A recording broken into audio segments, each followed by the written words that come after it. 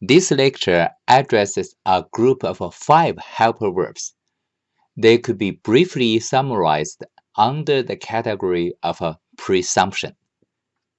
Due to the meaning of each helper verb, many of them practically do not have one or few forms, such as the imperative form across all of them. A learner should especially pay attention to the sensitive nuance related to each helper verb in this group. Mu indicates the speaker's intention, which is the speaker's own action or the speaker's presumption while it relates to others' action. In modern Japanese, this form is replaced by u following the volitional form. Here's an example. トブラワントで五条なる家、訪ねておわしたり。伺おうと言って、五条にある家をお訪ねになった。Lamu is used with the predictive form of a verb.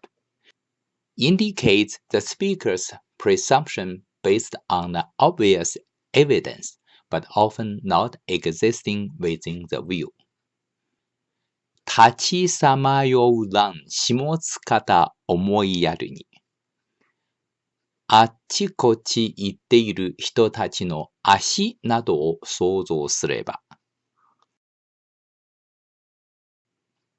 The next helper verb, kemu, used with the continuity form of a verb. It indicates the speaker's presumption, which is more related to things happened in the past or reasons for past events. ついで面白きことともや思いけん。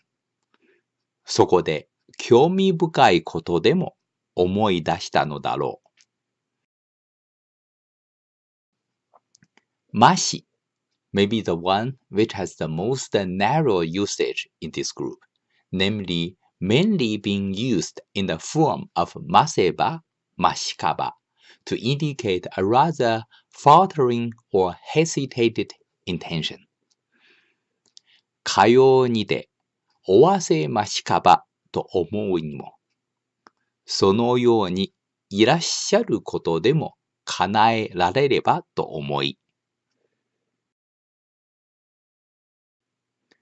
The last word in this group, meiri, has a rather clear translation in modern Japanese. ように見える, or to indicate a presumption based on a visible and clear information.